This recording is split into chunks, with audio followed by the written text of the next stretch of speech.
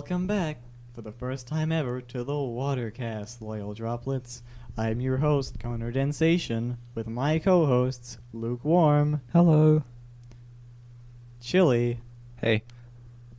and Mike. Hi, I'm Mike. And today we are joined with a special guest, Connor from the 10th Degree Podcast. Where am I? And this week our water of the week is night water. But before we get into night water, here's Chili with an update on the Flint water crisis. Hey, I'm Chili. The Flint water crisis is something that's made the water in Flint, Michigan undrinkable for years now. Nothing has changed except for Jaden Smith has started doing stuff to help. But that's about it. Thank you for that insightful commentary, Chili. And now we have Lukewarm with Luke's Warm Corner. Welcome to Luke's Warm Corner. I'm your host, Lukewarm, and today I'm joined with student and fellow podcast creator, Connor from the 10th Degree. Good to be here. So Connor, what experiences have you had with sparkling water? I know a lot of people that drink it. Some of them are my age. Most of them are like over 30. My family owns a sparkling water maker, and that was just a very long-winded version of saying that I do not like it.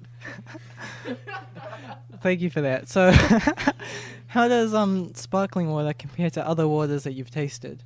Sparkling water, compared to, say, normal tap water or night water, it's like you're drinking fairies, but like the fairies are not nice fairies. They're really mean, and they like stab your mouth with their little pixie swords, and I don't like it. So descriptive. I've heard people say or describe it as static in their mouth. Yeah. Okay, so today's water of the week is night water, as you mentioned. Whoa. How would you say this compares to the aforementioned sparkling water? Well, I mean, like, night water, very nice. Wake up, I gotta have a drink. Very thirsty. Get a drink, have to pee. Go pee, and then I'm thirsty again. So I go and I have another drink, and then I go back to sleep. As if one time, actually, I got up and I was thirsty at like midnight. This is a really true story. I got up and there was a glass of water on the kitchen bench, and I was like, oh, water, that's nice, I'm thirsty, and I picked it up and I took a big drink, and it was sparkling water, and I actually went like in like midnight, and I woke up everyone in my house. It was I think that's actually why I don't like it. It sparked from one very bad experience. That sounds terrible. It was terrible. Oh. Okay, so before we wrap up, I'd like to play a game with you. You have 30 seconds on the clock. Your task is to answer as many questions as possible relating to the water. We have about 10 prepared. Oh. Alright. A lot. You can answer or pass. You get a point for each correct answer, and after the game, we'll tell your score and place you on the WaterCast leaderboard. I get to be the world record man. Okay, I've got a Alright, timer you ready? up. All right. You can start in 3, 2, 1, go. Question 1. What percentage of water is a human adult made of? 70. No, it's 60. Uh, The chemical formula of water. H2O. Correct. What is the Woohoo. name for gas churning into liquid used to create rain? Condensation. Correct. Name 3 brands that sell water. Fiji, Underground, and Casey. I'll give it to you. How many liters of water should you drink a day? 6. 1.2. Oh. How much of the earth is covered by water? 60%. 71. Oh. How much of... Time. That's time. I'm sorry. That was actually a little bit longer, but Oh. my bad. It's That's alright. fine. You got an extra It's alright, you 4.5 seconds. So, so telling up, you got 2. Yeah! No, 3, sorry. 3 out of the 10 questions, placing you in first place. Whoa! Wow, a new champion. I'd like to thank my mom and my brother and the cast of the WaterCast and everyone else on the 10th Degree. They've really helped me get to this point in my life. Well, thank you for that. Well, it's been a pleasure having you. It's been a pleasure Pleasure being here. And I look forward to hearing your insightful commentary when we go to the drip line. Yeah. And now to Mike's Drip with Mike. Hello, I'm Mike, and today I've got a fact prepared for you. This fact is quite exhilarating for the mind. Unsafe water kills 200 children every hour. That's right, in this hour alone, 200 children have died from unsafe water, and the next hour, 200 more will die. Thank you. This has been Mike's Drip. Thank you for that insightful commentary, Mike. But now we have chill time with Chili as the news.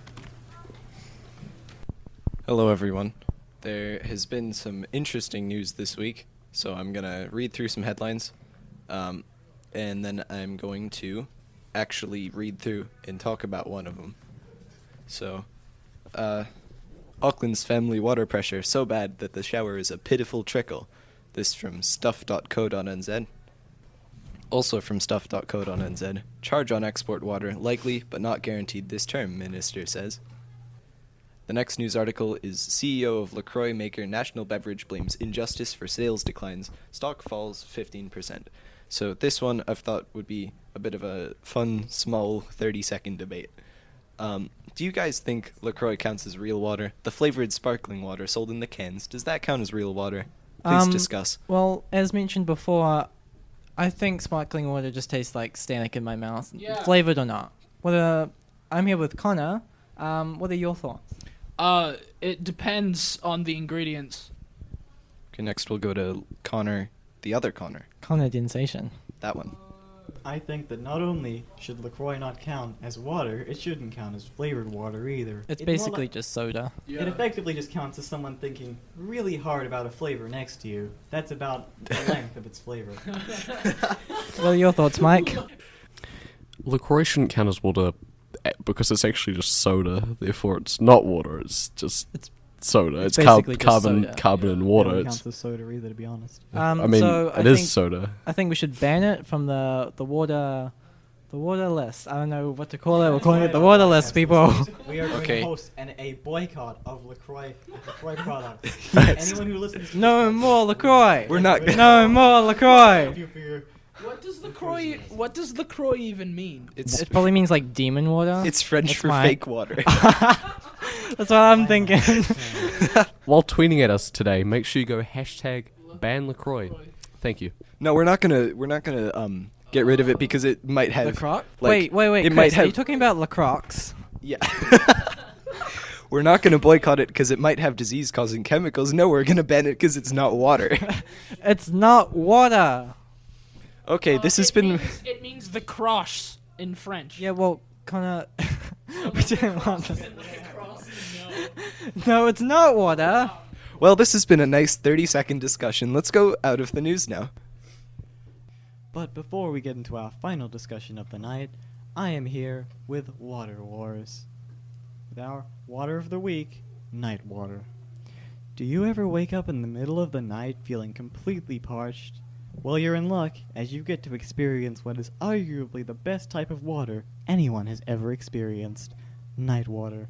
Smooth, silky, and sweet, night water is only obtainable when the sun has gone down and everything is dark, so it's very exotic. And for that reason, I give night water our first 10 out of 10 on our water scale.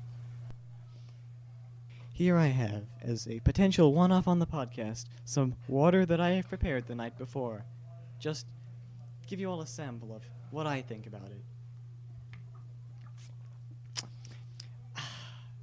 Smooth, silky, and sweet. Night water. And now, for our big discussion of the podcast, it's Mike with the drip line. Hello and welcome to the Drip Line with Mike. This is going to be a general discussion about amazing things that are happening in the water world. I thought I'd start off with something that affects lots of the world, which is bore water, which is well known for its disgusting taste. So, Mike, first of all, what is bore water? Well, according to yourdictionary.com/bore water, Very specific, thank you. bore water is a noun. Water accumulated in Water. Never would have expected that one. It's a noun, you say? Yes.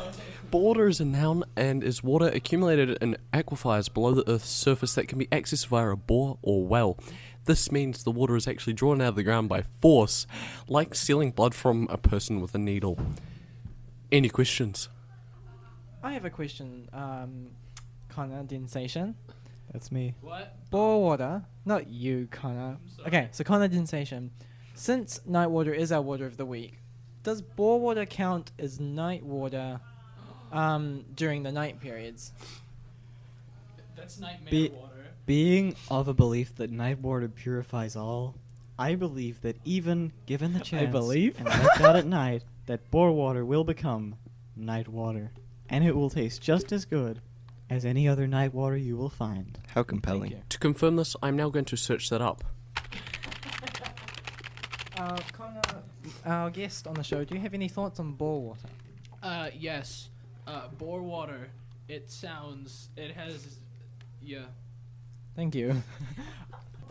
Bore water is currently being sold water bottled, which is not how we want it. Thank you. This has been Dripline with Mike. And thank you for listening to the first episode of the WaterCast. If you'd like to follow any of our social media, we have a Twitter page. And on Twitter, you want to search at WaterCast1. Thank you. This has been Mike again. We also have a subreddit. That's just r/WaterCast official.